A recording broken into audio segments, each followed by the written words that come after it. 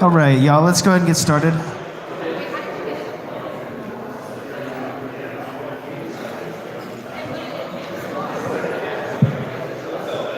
So hopefully this is going to be the first ever live streamed Bitcoin Atlanta. Of course, I didn't post the link to the live stream anywhere, but it'll be available for later.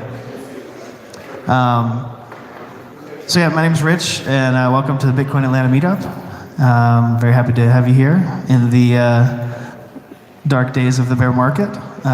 Very happy to have such a good crowd, all things considered. Free Ross!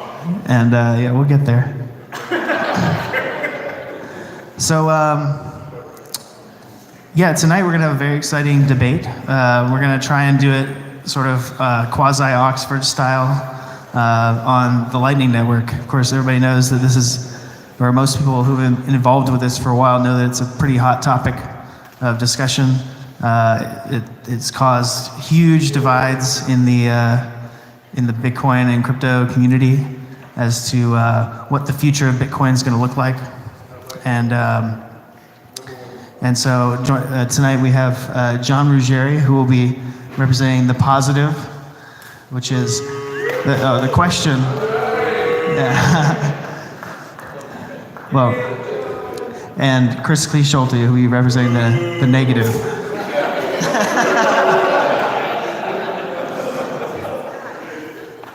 So I'd like to thank the Globe Hub, which is, they run this building, and they let us use this space every month. They kind of let us have free reign of this place, so we really appreciate that. And that's really our only sponsor right now, so if you're interested in sponsoring Bitcoin Atlanta, let me know. You know, all this stuff we do, the ribs and the beer stuff isn't free, so we could appreciate your help. And also, yeah, I'd like to draw your attention to the Free Ross poster. About probably 2 years ago now, we actually had Ross Ulbricht's mom out at one of our meetups, and she gave a talk. And I'm very happy that Michael scored this banner, or had this banner made. There he is, right there. And over here. Nobody could ever not know where you are, Michael. Especially once debate time starts. So, yeah, Ross Ulbricht is, if you don't know, he was the alleged purveyor of the Silk Road, which was an online trading platform, essentially like eBay, but completely unrestricted, unregulated, popularized for selling drugs and things of that nature. Ross was put away basically for 2 double life sentences for essentially running a website. So his appeals have gone all the way to the Supreme Court, and they just have been denied. So now they're hoping to do a petition to the president to get his sentence commuted or reduced or things like that. So if you have a minute, come over, you can scan the QR code or go to freeross.org and sign the petition. I would say, like, most of us are here because of, Ross was like one of the builders, right, of why this thing is popular, so it's really important. Yeah, I mean, which senator was it? Was it Chuck Schumer, right? Chuck Schumer, he famously was shown like on his computer. Some news agency filmed him while he was looking at the Silk Road, and he was just outraged and aghast that this could exist, and that, like, after that, the price of Bitcoin like doubled after that news story ran, because people were like, wait, what? Oh, you can do this? And so yeah, the Silk Road was a very big part of early Bitcoin history. So also, there's a lot going on this week in Atlanta. Tomorrow night at the Bitcoin Embassy, where they're having Paul Puey, who is the founder of Airbitz, now called the Edge Wallet. It's a Bitcoin wallet. I've used it for years and years and years and years. Paul Puey actually presented at this meetup in like 2014, I think. So we go way back with Paul. And then it was 2015, January 2015, because he was on his way back from the Miami conference. And then, of course, Friday night, there's the pre-TabConf social gathering. Where's it at, Michael?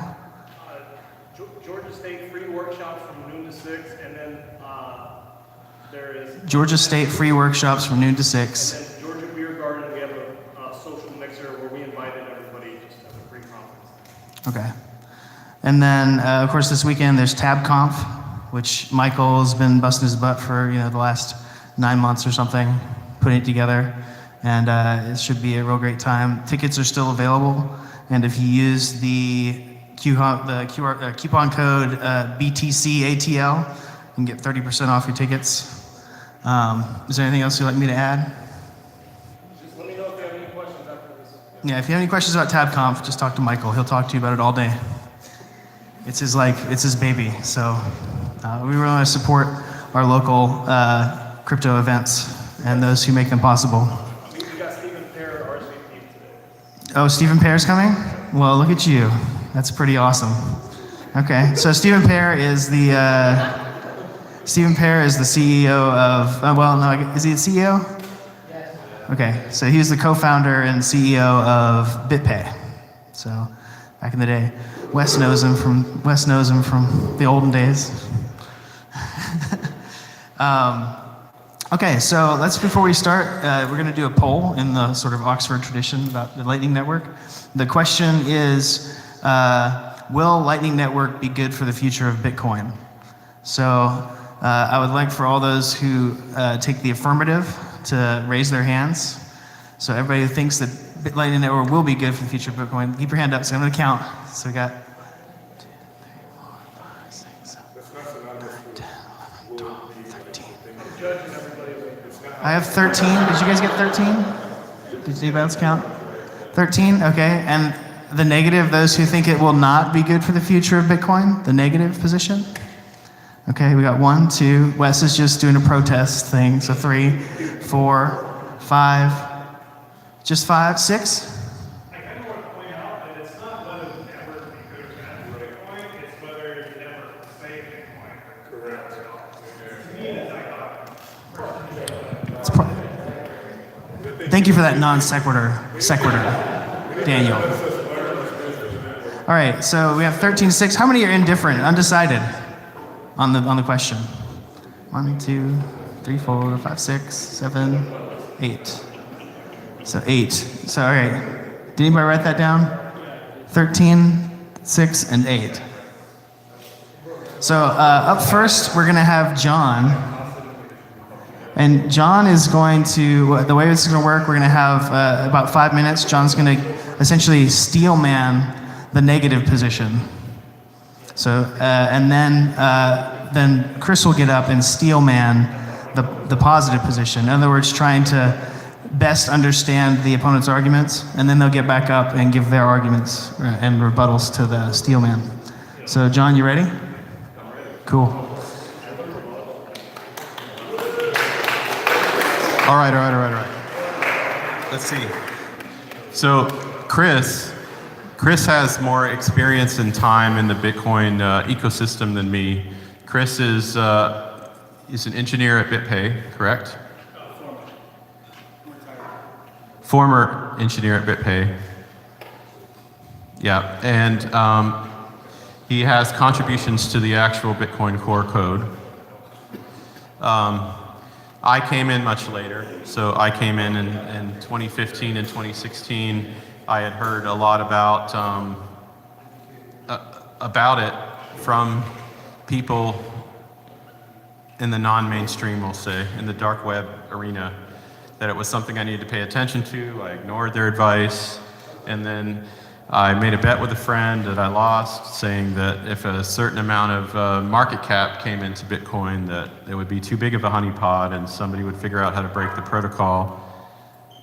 I lost that bet, and then that's when I took my headfirst dive into Bitcoin. So steel manning is the art of making sure you understand somebody else's position before you have an argument, a debate with them. So Chris and I, we talked on Telegram, and we're like, I don't know how we're going to do this, because you haven't written a book that I can read, and I haven't written a book that you can read, and this Oxford-style debate doesn't really work unless I know what you think before we get to the debate.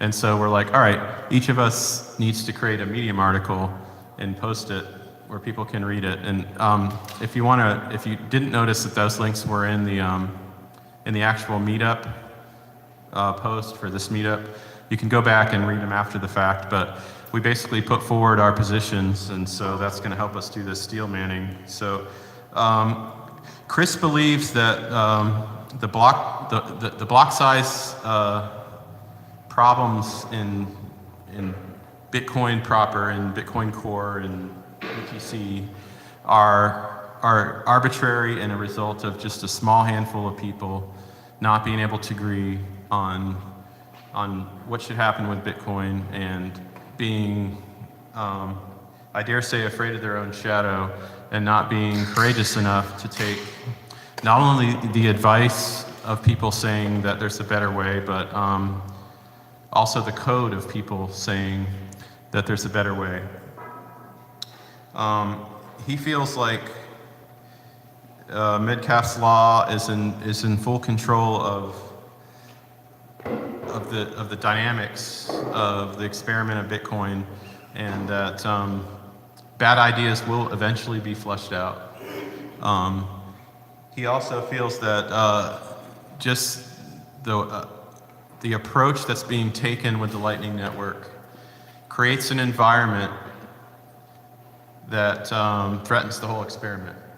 And mainly that means censorship resistance. So one of the properties of Bitcoin that brought it to prominence and took it from just a half a dozen believers to an actual large following was the libertarian principle of the separation of money and state. And the main special sauce inside of the game theory of Bitcoin is censorship resistance. And that essentially, Chris feels, is threatened by the advent of what's essentially a hub and spoke model that's in Lightning, that encourages there to be large hub nodes that is a centralization point in which governments and censors can regulate what happens on that layer. So right now, Bitcoin doesn't have a layer of centralization. There's no CEO to go arrest. There's no founder to go arrest because Satoshi disappeared into the ether. And essentially, Lightning, we know who's building it. We know who wrote the white paper. Anyone with a lot of means can create the largest nodes on the network. And with network effect, the centralization will increase instead of decrease. So is that essentially your position? Yes. Awesome. I yield the floor.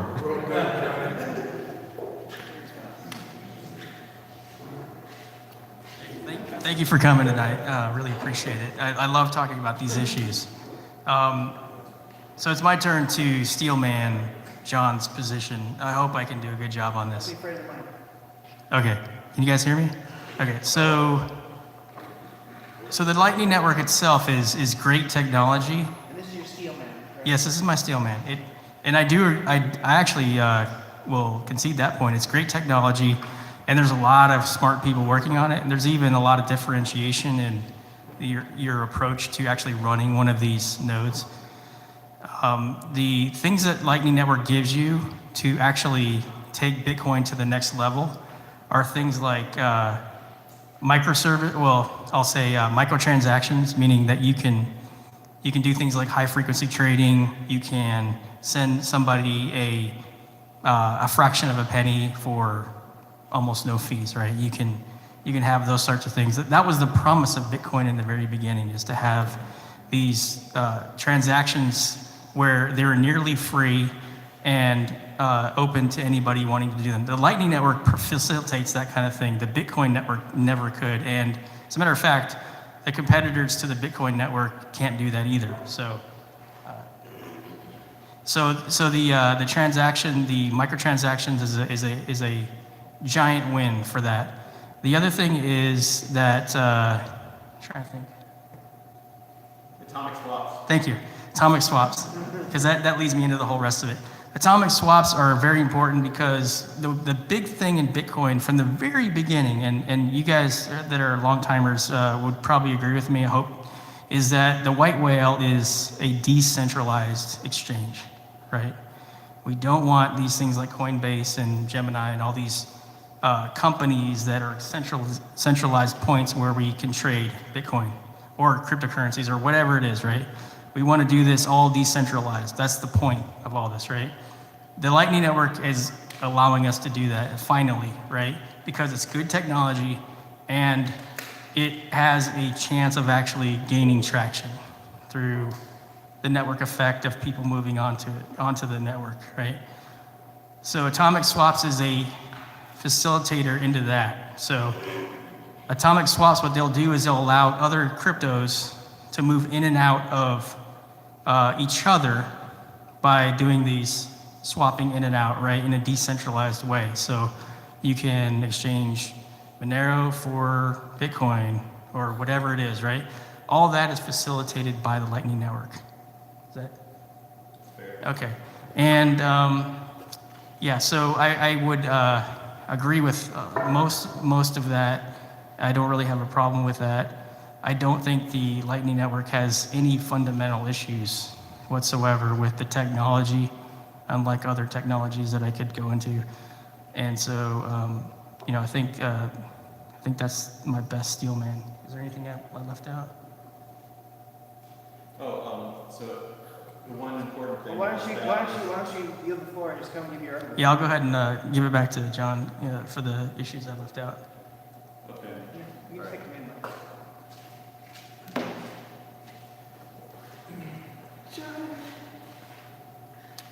All right, so I'll make the first thing I want to do when I make my case for the Lightning Network is to say what I'm not doing, right? So there's a lot of emotion and a lot of dogma around picking a team.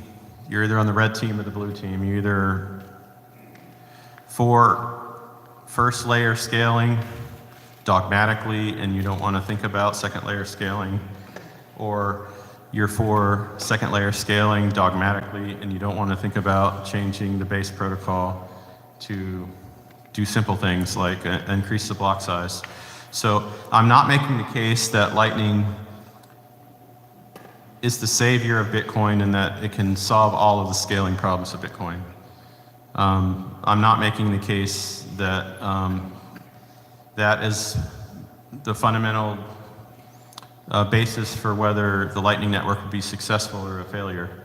What I am making the case is there's at least two unsolved use cases in which Lightning is providing a service to the Bitcoin ecosystem that's literally not it's not being served by any other coin.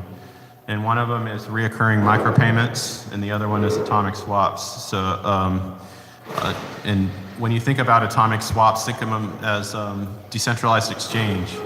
So one thing that in 2019 we're seeing a lot of is regulators getting more and more comfortable getting involved in the on-ramps and off-ramps of Bitcoin, right? So you're not coming into Bitcoin or leaving out of Bitcoin into fiat currency without the permission of regulators. Yeah, I mean, everyone that got into Bitcoin at the beginning is interested in this idea of separation of government and money, right? It's like they shouldn't. The strings that you pull to control people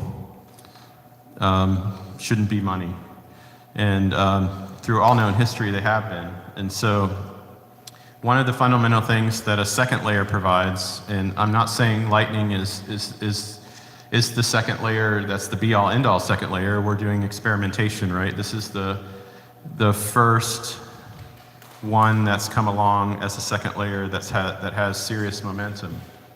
And so the case I'm making is that on the atomic swap / decentralized exchange use case alone, there's huge utility in Bitcoin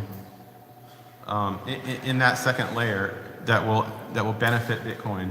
And what I mean by that is the one with the most network effect, meaning the one with the most usage and the most community and the most developers and the most supported softwares, the most exchanges, they're going to benefit the most from this new use case. And the new use case is, what if there was a way, permissionlessly, which is a key thing that Chris believes in, that you could exchange Bitcoin for another form of money.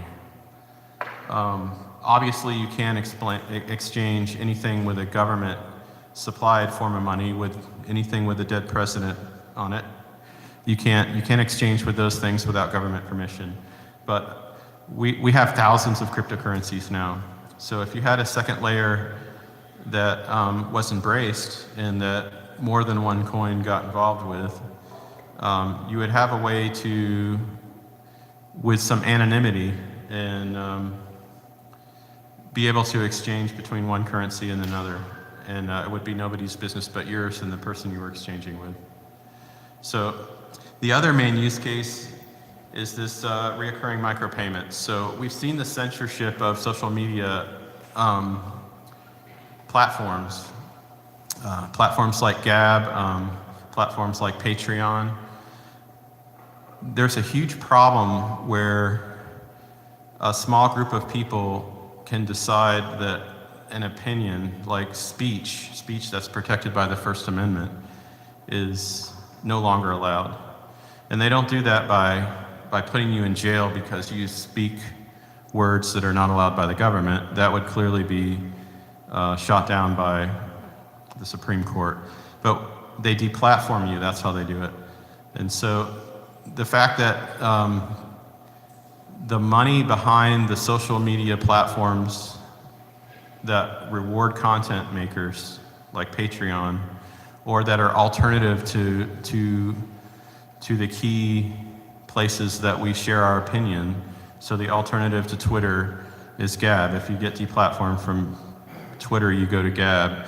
And as soon as this last mass shooting happened at the synagogue in Pittsburgh,